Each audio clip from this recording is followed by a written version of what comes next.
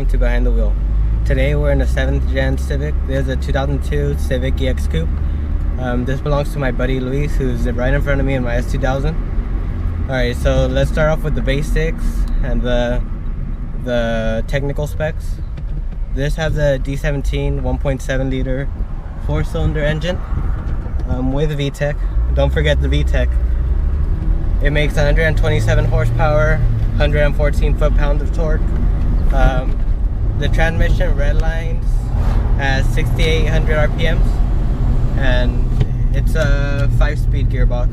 The shifter's in a pretty good position too. This car is made for reliability and gas mileage. So for the gas mileage, the Honda says it's 27 in the city and 33 on the highway. This car new wasn't too expensive compared to what a new car would cost now.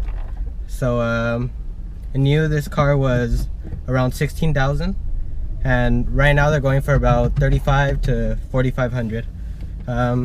This would be a good choice as a first car for many people, and it very commonly is because of how of Honda's reputation for making reliable cars, and they're good to drive. If something does happen to break down, it's not going to cost you an arm and a leg like some European cars would. Now let's get to modding. This car isn't very popular to mod in the Honda scene, but some people do it, and if done right, it'll look very nice. It's just a matter of actually doing it, as not a lot of people do it. Now let's get to the pros and cons. We'll start with the pros. The pros is obviously, as I mentioned, it's a good first car for people. It's a safe car. I think in 2002 this won Japanese Car of the Year. The miles per gallon, obviously. The price, it's very fairly priced for what it is.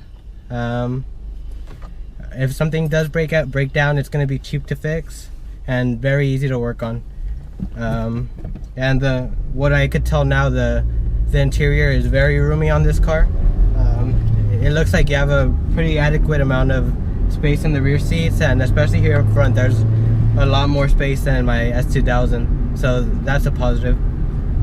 Alright, now let's get to the cons. The cons is the interior is very basic. It's obviously what you expect from a 14-year-old car. But you would expect Honda, especially for the EX model, to add a little bit more luxury. Also, the RPMs at highway speed, you're probably gonna be around 75 miles per hour, and you'll be at around 3,800 RPM, which is close to what my S2000 is, but my S2000 is actually even more than that. So I guess that's one of the cons with having such a high revving engine, that even at highway speeds you'll be at a pretty high engine RPM. Alright, let's do a little pull here.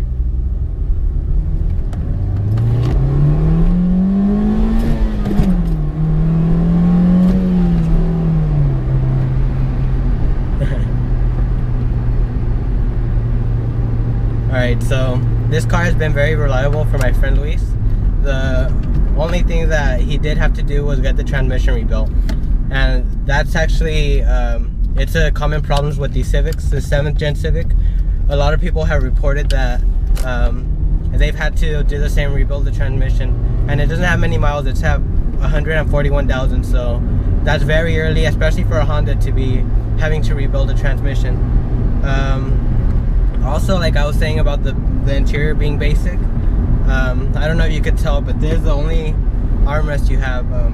Instead of it doesn't come with one located on the center console, so your only option is this basic seat armrest. Now, you guys probably heard about the big recall. Honda recalled over 100,000 vehicles for the faulty airbags. This was a part of that recall, and it was Takata who was our airbag manufacturer, and or supplier, I should say, and a lot of their airbags were faulty. I guess when they would inflate, you would get shards of metal, and which would probably hurt you very badly or kill you even. So my friend took it in and they fixed it for him for free. All right, let's do another little pull.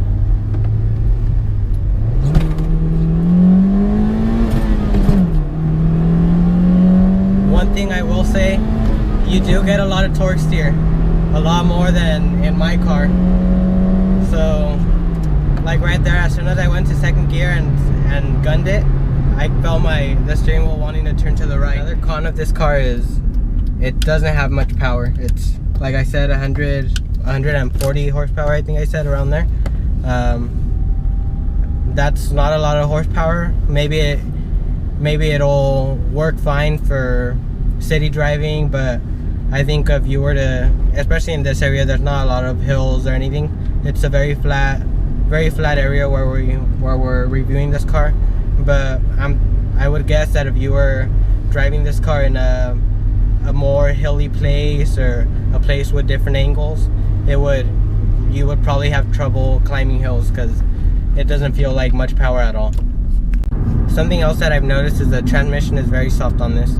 Obviously it was replaced while the transmission was getting rebuilt, but either it wasn't replaced with a good quality one, or maybe it wasn't broken in properly, but it's very soft, very, very soft. All right, so in conclusion, this car is a very good first car because it's reliable, easy to fix.